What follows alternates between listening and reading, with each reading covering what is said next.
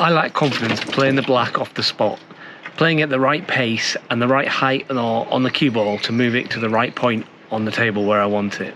But here's a great little routine that I've been doing to help with this, and it has really made a huge difference, and I want to show it to you.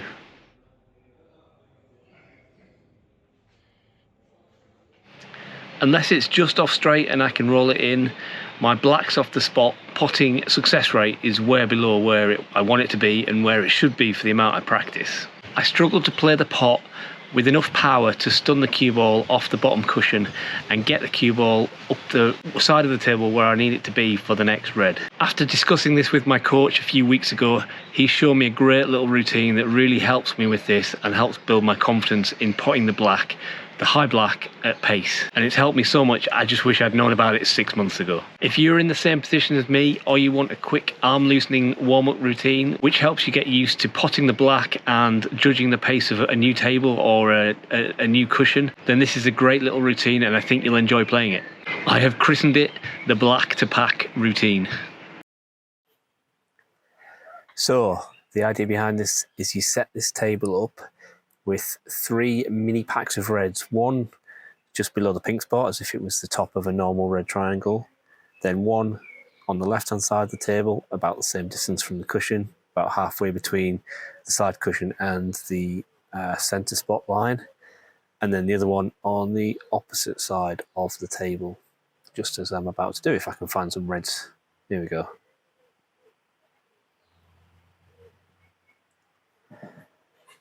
The black goes on its spot, obviously. There's the black. Now, the tricky thing is, not the tricky thing, but you want to get the line of the pot right. You're looking for around about a half ball.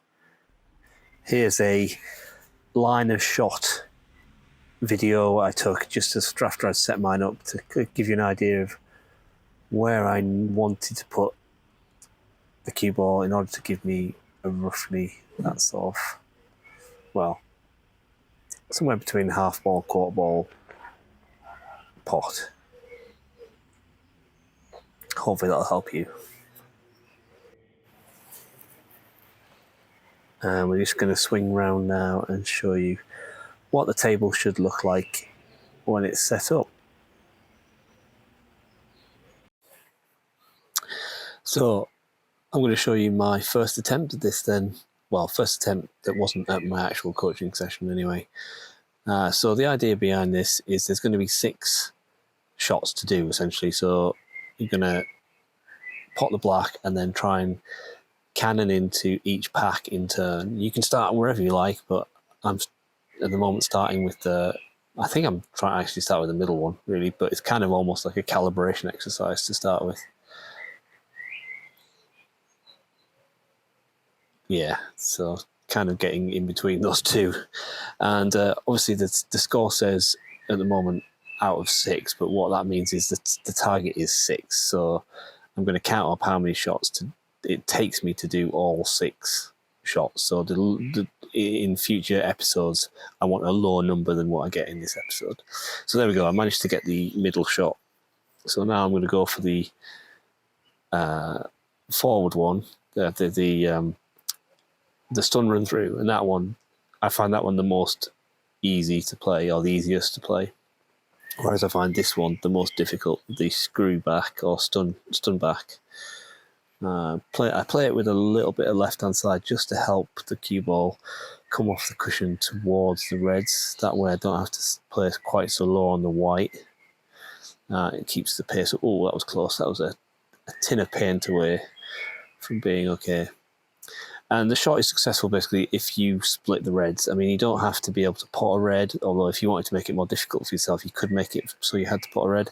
But essentially, as long as all 3 reds are not touching after the shot, then that counts in my book.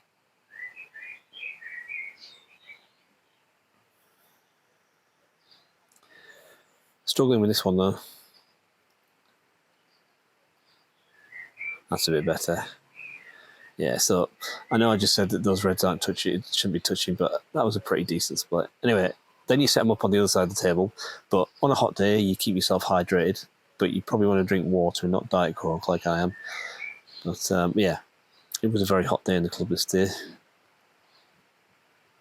But you do the same thing on the other side, and you can start whichever one you want, but I tend to start in the middle and get that one pretty nicely first time.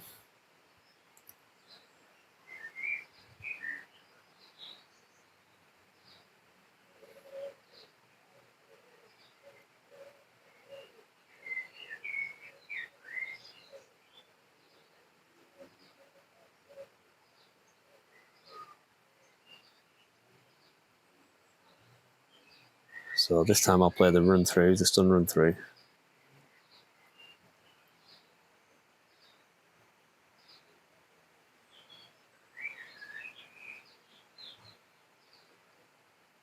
There we go, nicely done. 2 in a row. But now I've got the one that I favour least. Yeah, obviously you've got to get the black in as well. It doesn't help. It doesn't count if you split the pack. But don't get the black in. Oh, it's another close one.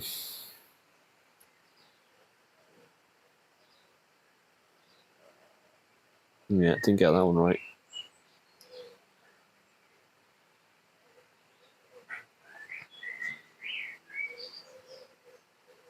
No, not quite. Right idea though.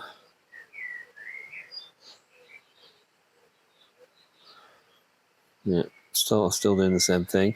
Need a little bit more left hand side. Sorry, right hand side.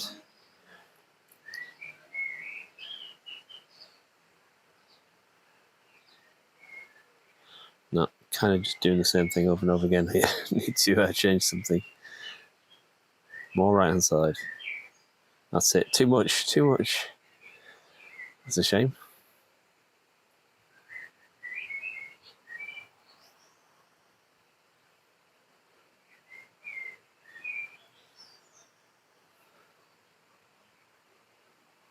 No, back to going right side of the pack this time.